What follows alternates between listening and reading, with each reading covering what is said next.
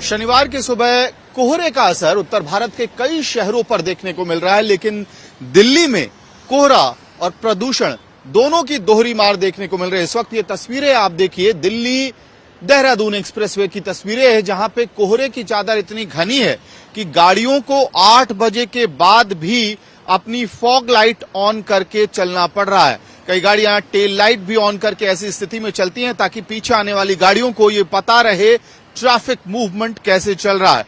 ये पहला वाकया है, पहली बार ऐसा हो रहा है दिसंबर में 2025 की ठंड में कि कोहरे ने दिल्ली में दस्तक दी है। और तस्वीर कितनी ज्यादा बदली है, जैसे ही कैमरा दाहिनी ओर पैन होता हुआ आपको दिखाई देगा।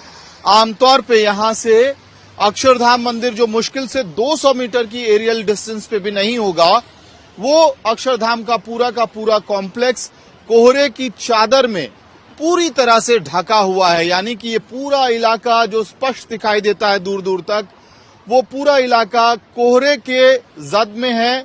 हर जगह आपको ठंड का असर पहली बार देखने को मिलेगा, जैसे उत्तर भारत के अलग अलग इलाकों में फिलहाल हो रहा है।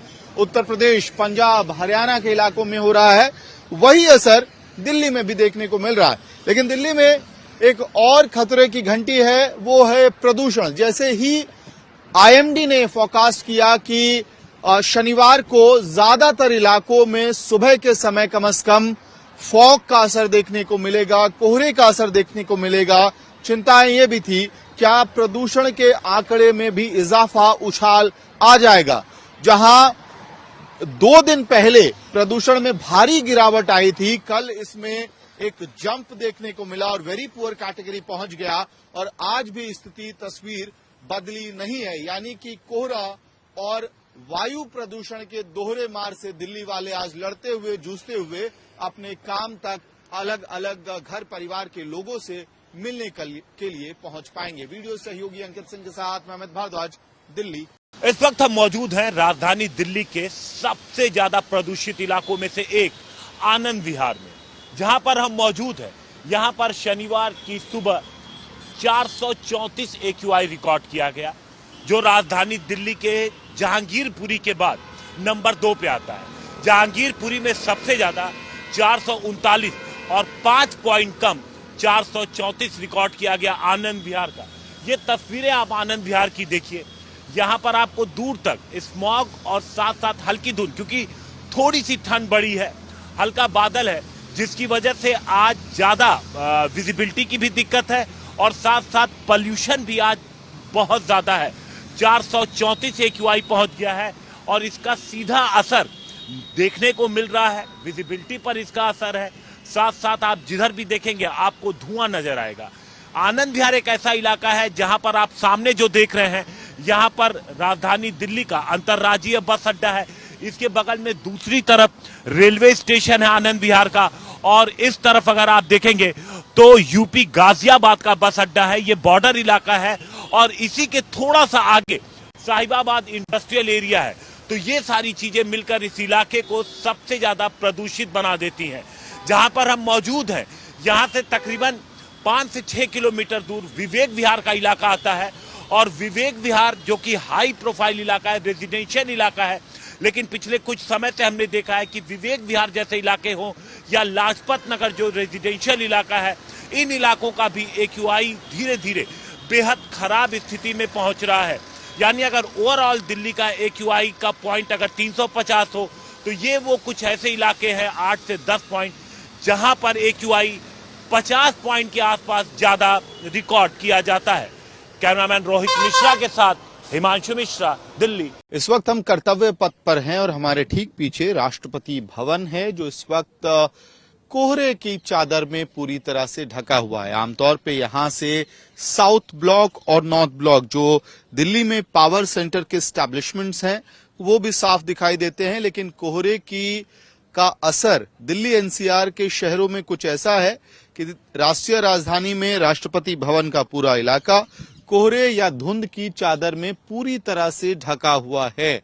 आमतौर पे लोग यहां पर सुबह पैदल चलने के लिए, मॉर्निंग वॉक के लिए और एक टूरिस्ट के लिए व्यू पॉइंट भी होता है कि एक तरफ राष्ट्रपति भवन का कॉम्प्लेक्स तो दूसरी तरफ इंडिया गेट आपको यहां से साफ दिखाई देता है। लेकिन फिलहाल कोहरे या धुंध के अलावा आपको यहां से कुछ भी नहीं दिखेगा। कारण है कि पहले ही मौसम विभाग ने इस बात की आशंका जताई थी कि उत्तर भारत के कई शहरों पर कोहरे और धुंध का जबरदस्त असर शनिवार की सुबह देखने को मिलेगा और दिल्ली उस तस्वीर से इतर नहीं है। दिल्ली के अलग अलग इलाकों में या तो कोहरे का घना चादर छाया हुआ है या फिर शैलो फॉग यानी कि हल्की हल्की कोहरे का जो असर है, धुंध का असर है, वो देखने को मिल रहा है। लेकिन दिल्ली के मामले में कोहरे के साथ साथ धुंध के साथ साथ वायु प्रदूषण का भी असर बढ़ता हुआ दिखाई दे रहा है। कल AQI दिल्ली का ओवरऑल 350 के आसपास पहुंच गया था और जहांगीरपुरी जैसा इलाका सीवियर कैटेगरी में था तो आनंद विहार 400 की तरफ बढ़ता हुआ दिखाई दे रहा था। शनिवार को भी इस तस्वीर में कोई बेहतरी नहीं हुई है, तब्दीली नहीं हुई है। फिलहाल AQI वेरी पुअर कैटेगरी में दिल्ली में बना हुआ है। वीडियो सहयोगी अंकित सिंह के साथ महमद भारद्वाज, दिल्ली।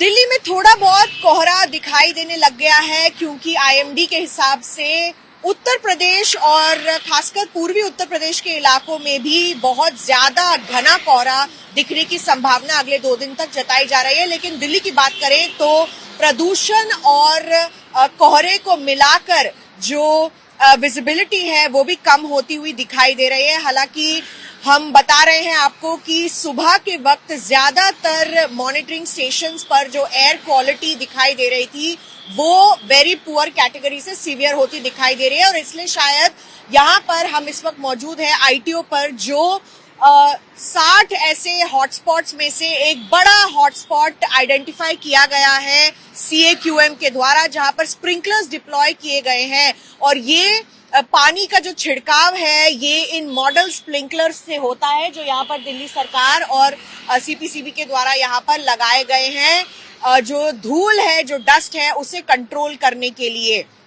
ऐसे कई जो मेजर्स हैं वो बड़े बड़े दिल्ली NCR के हॉटस्पॉट्स पर लिए जा रहे हैं जहां पर पानी का छिड़काव हर 15 मिनट में किया जाता है ताकि व्हीकल पोल्यूशन और डस्ट पोल्यूशन ना हो।